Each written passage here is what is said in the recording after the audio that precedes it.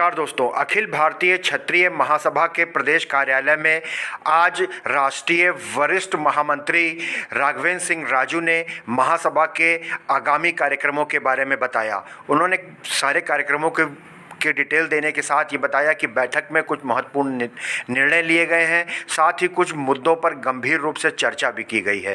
राघवेंद्र सिंह राजू ने यह भी बताया कि आने वाले चुनाव को देखते हुए किस तरह से उत्तर प्रदेश में महासभा अपने आगामी कार्यक्रमों की रणनीति बना रही है। आइए बात करते हैं राघवेंद्र सिंह राजू।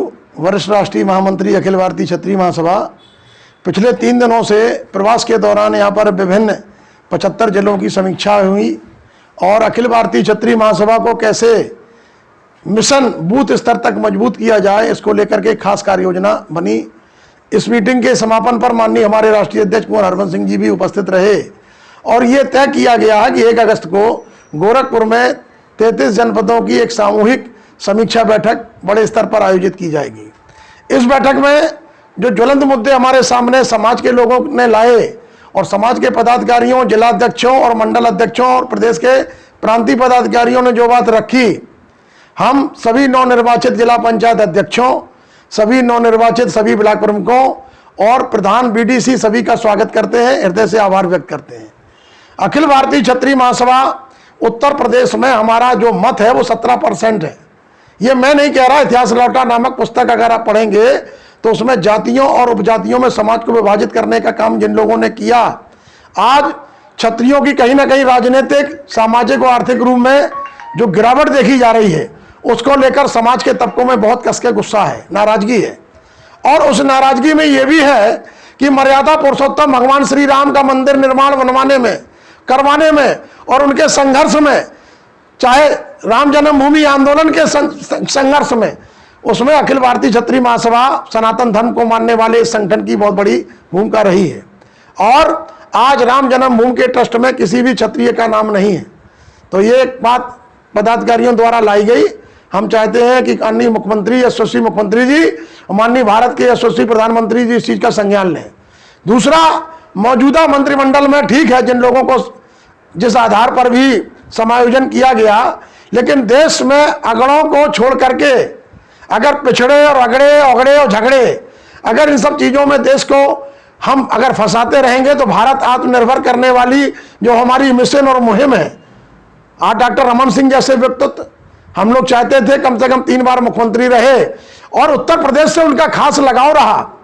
स्वर्गीय विघ्नहरण सिंह जी जो उनके पिता थे, बड़े भाई अशोक सिंह जी थे, वो प्रतापगढ़ से उनकी स्मृतियां जुड़ी हुई हैं। और हमारे भाई राकेश सिंह जी, अरे भाई कई बार लोकसभा में रहे, लोकसभा में सचेतक भी रहे, ऐसे प्रबुद्ध लोगों को मंत्रिमंडल में स्थान नहीं दिया गया, जबकि पूरे देश का क्षत्रिय समाज ये मानता था, जानता था कि इन लोगों को जरूर केंद्रीय मंत्रिमंडल में लिया जाएगा। दूसरा कि निश्चित तौर पर जिस तरीके से चुनाव हो रहे हैं और चुनाव गणित बैठाले जा रहे हैं, और उत्तर प्रदेश में अगर आप देखेंगे बुंदेलखंड से लगा लीजिए सीतापुर तक, इधर पूरे चले जाइए मेरठ मंडल तक, 50 जनपदों में किसी भी क्षत्रियों को मंत्रिमंडल उत्तर प्रदेश में नहीं लिया गया। आखिरकार क्यों? और जाएंगे तो उत्तराखंड के संभाग में भाई सुरेश सिंह राणा, अरे भाई संघर्ष के दिनों में सुरेश सिंह राणा और भाई संजीत सोम की भी अखिल भारतीय क्षत्रिय महासभा ने खुलकर मदद की थी। तो अगर आप एक जिले में 3-3 मंत्री बना देंगे और ये सारे जिले छोड़ देंगे, तो ये तमाम चीजों पर भी लोगों ने ध्यान आकर्षित कराया है। उनकी बात को जरूर हम माननीय मुख्यमंत्री तक पहुंचाने का प्रयास करेंगे। हम चाहते हैं कि रोहिलखंड से कोई युवा चेहरा मंत्रिमंडल में लिया जाए। संविधान के अनुच्छेद 14 में साफ है कि समानता के अधिकार की हम बात कर रहे हैं, तो जातियों में समानता कैसे लाई जाए, इस पर विचार होना चाहिए। और केंद्रीय मंत्रिमंडल में जो लोग बने हैं, उन लोगों को भी चाहिए कि जातीय आधार पर जो देश बन रहा है, केवल वोट तंत्र और थोक तंत्र से देश चलने वाला नहीं है। देश तभी चलेगा कि यहाँ की आर्थिक अर्थव्यवस्थाएं ठीक हो और समाज के सभी वर्गों में सामंजस्य स्थापित हो। ये तमाम बिंदुओं पर हमने चर्चा की है। आरक्षण नीति पर एक स्वच्छ प्रक्रिया होनी चाहिए। भाई ठीक है, जो गरीब हो, किसी भी जाति धर्म के हो, उनको आरक्षण मिलना चाहिए। तो इन सब चीजों पर हम तो अपने संघ प्रमुख मोहन भागवत जी का भी धन्यवाद ज्ञापित करते हैं कि उन्होंने कई बार शासन और प्रशासन से कहा कि इस पर नीतिगत पहल हो कि गरीब को ही आरक्षण मिले। और जो वास्तव में लोग हैं उनका संरक्षण भी होना चाहिए। तो ये तमाम बिंदुओं पर आज ध्यान आकर्षण यहाँ पर किया गया। पूरे उत्तर प्रदेश के 75 जनपदों में एक यात्रा निकालने पर विचार चल रहा है। तमाम राजनीतिक पार्टियों के लोग भी लगातार अखिल भारतीय क्षत्रिय महासभा कार्यालय पर आ रहे हैं। उनका हम स्वागत करते हैं, हृदय से उनका अभिनंदन और वंदन करते हैं। क्योंकि हम एक सामाजिक संगठन है, तो ये निश्चित तौर पर उसका मूल्यांकन करेंगे कि आगे आने वाले वर्षों में हमारे राजनीतिक दलों में हमारी संख्या कैसे बढ़े, हमारे समाज की सहभागिता कैसे हो और समाज के लोग ज्यादा से ज्यादा विधानसभा और लोकसभा में चुन करके पहुंचे। क्योंकि आज देश की 131 लोकसभा की ऐसी सीटें हैं जिनमें क्षत्रियों की अनदेखी कर कोई भी राजनीतिक दल सत्ता में नहीं आ सकता। 1225 पूरे देश में ऐसे विधानसभा क्षेत्र हैं कि जिनमें क्षत्रियों की अनदेखी अगर किसी ने की तो वो सत्ता में नहीं आ सकता। अगड़ों का जिन जिन राजनीतिक दलों ने अपमान किया है वो सत्ता से बाहर हो गया। और आज आप देख रहे हैं हिंदूवादी संगठन, हिंदू रक्षा सेना, तमाम ऐसे सनातन धर्म को मानने वाले संगठन हमारे साथ खड़े हैं। हम जरूर उनसे कहेंगे come with us, we will do, हमारे साथ आइए, हम उनके न्याय और अन्याय में संघर्ष में साथ खड़े हैं। अभी सुप्रीम कोर्ट ने भी कहा कि अपराधियों को राजनीति में प्रवेश से रोका जाए। अपराधीकरण जो हो रहा है राजनीति में, अपराधीकरण को रोकना चाहिए। निश्चित तौर पर एक सारे राजनीतिक दलों को यह सोचना होगा कि एक शिक्षा का भी एक स्तर हो। पढ़े लिखे लोग जब जाएंगे राजनीति में तो निश्चित तौर पर वो देश के विकास की बात करेंगे, देश की उन्नति की बात करेंगे और सबका साथ और सबका विकास का जो नारा है वो साकार हो जाएगा। और इसके दूसरे चरण में जब हम 1 नवंबर को गोरखपुर में भाई प्रीति कुमार सिंह जी जो पूर्वांचल के अध्यक्ष कार्यक्रम के संयोजक बनाए गए, इनके नेतृत्व में ये पहला कार्यक्रम वहां पर हो रहा है जिनमें हम सब एकजुट हो रहे हैं। दूसरे चरण में हम फिर एक कार्यक्रम करेंगे और फरकाबाद में हो सकता है, कानपुर में हो सकता है, तीसरे चरण में बुंदेलखंड को लेंगे। इसके बाद देश के सारे राजपूताना संगठनों की एक सामूहिक बैठक कि आप हमारे साथ आइए, एकता की सूत्र की माला में पिरोने का काम अखिल भारतीय क्षत्रिय महासभा करेगी। जिस देश में 80% लोग हिंदू रहते हैं, माननीय हमारा केंद्र में जो सरकार है वो लोकसभा में भी पूरी बहुमत के साथ है और राज्यसभा में भी पूरे बहुमत के साथ है, तो आखिरकार भारत को हिंदू राष्ट्र क्यों नहीं घोषित किया जाता। और भी तमाम बातें आई, लोगों ने कहा भारत से बना ये भारतवर्ष है, अगर इसका नाम हिंदुस्तान और इंडिया कर दिया गया तो हम तो चाहते हैं महामहिम जो यशस्वी यहाँ के राज्यपाल रहे राम नाईक जी, इन्होंने भी एक बात कहा था कि भारत का नाम कब वो कैसे बदल दिया गया। जब ट्रेनिंग दी थी राष्ट्रीय अध्यक्ष हरवंश सिंह ने बताया तो उस प्रश्न का आज तक कोई उत्तर नहीं आया। तो भारत का नाम मैकले के सम्मान में अगर बदला गया तो इसको पुनः इसका समीक्षा होनी चाहिए और भारत का नाम भारत हो। पूरे देश इस संस्कृति और सदाचार को लोग जाने और पहचाने। लखनऊ में महाराणा प्रताप भवन शोध संस्थान संग्रहालय बने। हमने 2013 में विधानसभा को घेरा डालो और डेरा डालो किया और महाराणा प्रताप की जयंती के अवसर पर महाराणा प्रताप पर पिछली सरकार ने छुट्टी भी घोषित की, जयंती मनाने का उन्होंने आदेश भी दिया।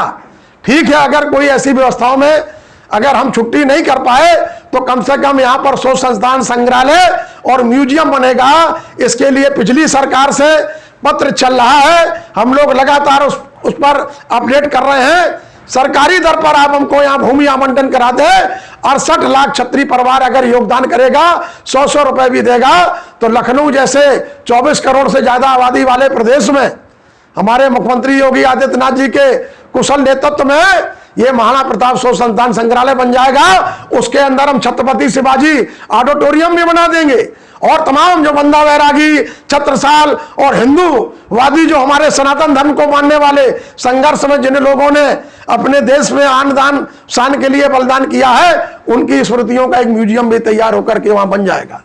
क्षत्रिय जाति नहीं, एक धर्म और कर्म है। हमने सभी जाति धर्म संप्रदाय के लोगों का सम्मान किया है, इसलिए हम यहाँ पर कोई जातिवादी बात नहीं करना चाहते। लेकिन यह निश्चित तौर पर है कि राजनीति में चाहे केंद्र हो, वहां पर भी हमारे जो सांसदों की संख्या हुआ करती थी, बहुत कस के गिरावट आई है। उत्तर प्रदेश में लगातार विधानसभा के प्रत्याशियों में क्षत्रिय समाज के लोगों का जो गिरावट में देख रहा हूं, आने वाले समय में यह चिंता और चिंतन का विषय है।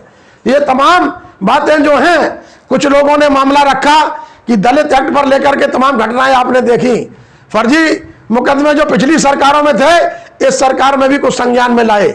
अमेरिका और सिंगापुर में स्पष्ट है कि वहां पर नार्को टेस्ट होता है, पॉलीग्राफ टेस्ट होता है, ब्रेन मैपिंग टेस्ट होता है। पूरे देश के राजपूताना समाज चाहते हैं कि लखनऊ में एक महापंचायत हो, और माननीय मुख्यमंत्री जी ये कानून बनना चाहिए, कैबिनेट में प्रस्ताव कर दें कि किसी भी निर्दोष की गिरफ्तारी ना हो। इसके लिए केंद्र सरकार भी जो अमेरिका सिंगापुर में कानून बना है उस कानून को भारत में भी पारित किया जाए, और किसी का जाति आधार पर उत्पीड़न ना हो। और जो लोग राजनीतिक कारणों से, किसी कारणों से अगर पिछली सरकारों में गलत तरीके से जेलों में निरुद्ध हैं, उनको न्यायिक जांच दिला करा करके उनको दोष मुक्त प्रमाण पत्र आप दें और उनको मुआवजा दें, और मुआवजा की रिकवरी जिसने ली है उनसे रिकवरी कराते हुए उन परिवार के साथ भी न्याय होना चाहिए।